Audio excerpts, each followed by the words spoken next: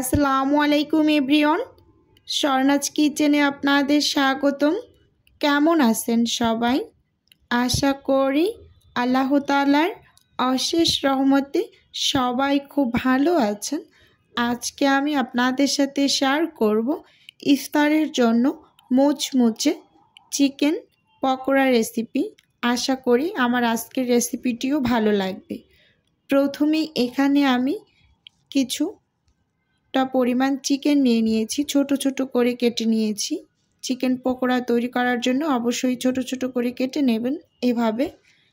এখন এখানে হাফ চামচ আদা বাটা দিয়ে দিয়েছি, হাফ চামচ রসুন বাটা দিয়ে দিলাম, হাফ চামচ লাল মরিচের গুঁড়ো, আর সেই সাথে দিয়ে দিলাম সামান্য একটু কালো গোলমরিচের গুঁড়ো, হাফ চামচ দিয়ে দিয়েছি গরম মশলার গুঁড়ো, হাফ চামচ জিরা গুঁড়ো, সেই সাথে দিয়ে দিলাম হাফ চামচ হলুদ গুঁড়ো, স্বাদ অনুযায়ী লবণ দিয়ে দিয়েছি, আর এখানে আমি 1 টেবিল চামচ সয়া সস ব্যবহার করেছি। এখন চামচ দিয়ে খুব ভালোভাবে মিশিয়ে নিতে হবে মাংসের সাথে মশলাগুলো। দেখতেই পাচ্ছেন খুব ভালোভাবে কিন্তু আমি মিশিয়ে নিয়েছি। এখন এর মাঝে আমি 1-2 কাপ বেসন দিয়ে দিলাম, সেই সাথে এখানে 3 টেবিল চামচ চালের গুঁড়ো ব্যবহার করেছি। চালের গুঁড়োটা দিলে খুব বেশি ক্রিস্পি হয়।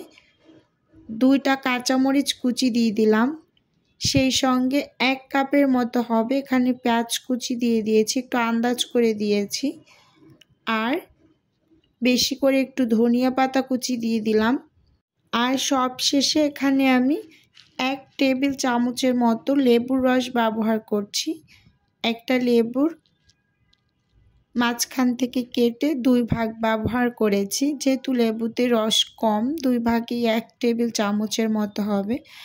এখন হাত দিয়ে খুব ভালোভাবে কিন্তু মেখে নিতে হবে, একটু সময় নিয়ে মেখে নেবেন। প্রথমে মনে হবে এটা অনেকটা ড্রাই, বাট একটু সময় নিয়ে যদি মেখে নিই তাহলে আস্তে আস্তে কিন্তু খুব সুন্দরভাবে মেখে নেওয়া যায়। অবশ্যই কিন্তু এভাবে আস্তে আস্তে মেখে নেবেন, এখানে কোনো পানি ব্যবহার করবেন না।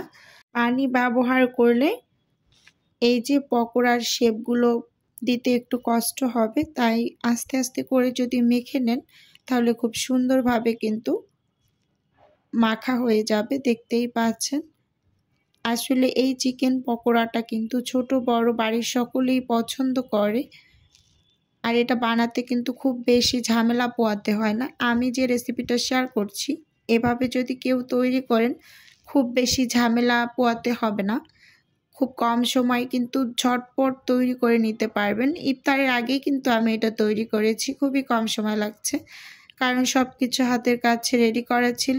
ঝটপট একটু মাখিয়ে তেলের ভিতরে ছেড়ে ভেজে নিয়েছি, আর এটা খেতে কিন্তু খুবই ভালো লাগে। আপনারা ইফতারের টেবিলে কিন্তু এই চিকেন পকোড়াটা রাখতে পারেন, ছোট বড় সকলেই পছন্দ করে। এই যে এইভাবে গোল গোল করে কিন্তু আমি পকোড়াগুলো এই শেপে তৈরি করে নিয়েছি, একটু দেখিয়ে দিলাম।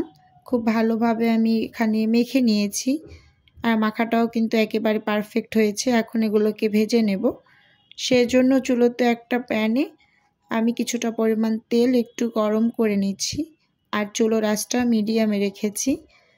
এখন গোল গোল করে একটা একটা করে দিয়ে দিচ্ছি, দিয়ে ভেজে নেব। আমি এখানে তেলের পরিমাণ একটু কম দিয়েছি, আপনারা একেবারে ডুবো তেলেও ভেজে নিতে পারেন। ভেজে নিতে নিতে আমার প্রিয় আপু এবং ভাইদের উদ্দেশ্যে একটা অনুরোধ রাখছি, আমার ভিডিওর কোনো অংশ যদি আপনার কাছে একটুখানি হলেও ভালো লেগে যায় তাহলে অবশ্যই চ্যানেলটি সাবস্ক্রাইব করে আমার পাশে থাকার অনুরোধ রইল।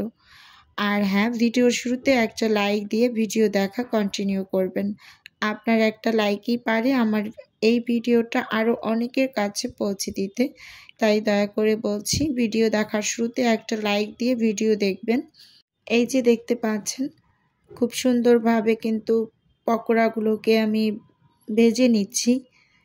এখন খুব ভালোভাবে একটু নেড়ে চেড়ে একটু সময় নিয়ে ভেজে নিচ্ছি। আর যেহেতু ব্রয়লার মুরগির মাংস, এটা সেদ্ধ হতে খুব বেশি একটা সময় লাগে না, খুব কম সময়ে কিন্তু হয়ে যায়। আমার এখানে এটা ভেজে নিতে 8 থেকে 9 মিনিটের মতো সময় লেগেছে। আর সুন্দর একটা কালার হওয়ার পর কিন্তু এগুলোকে আপনি তুলে নেবেন মন মতো কালার করে। কেউ হালকা পছন্দ করে, কেউ গাঢ় পছন্দ করে। আমি একটু লাল লাল করেই ভেজে নিয়েছি। এখন এই যে তুলে নিচ্ছি, দেখতেই পাচ্ছেন তেল ঝরিয়ে। আসলে সময়ের অভাবে প্রতিদিন ভিডিও দেওয়াটা সম্ভব হচ্ছে না। একটু রমজান মাসে সবাই আমরা একটু কম বেশি ব্যস্ত থাকি, তাই সবাইকে বলবো দয়া করে একটু সময় বের করে ভিডিও দেখে নেবেন। আর আমিও চেষ্টা চালিয়ে যাচ্ছি সবার ভিডিও কম বেশি দেখে নিতে। এই যে আমি একটু আপনাদের সাথে শেয়ার করছি সার্ভ করে। আর একটা পকোড়া আমি একটু ভেঙে দেখিয়ে দিচ্ছি। দেখুন ভেতরটাও কিন্তু খুব সুন্দরভাবে সেদ্ধ হয়ে গিয়েছে। আজকের ভিডিও এ পর্যন্তই রাখছি। আল্লাহ হাফেজ। আসসালাম।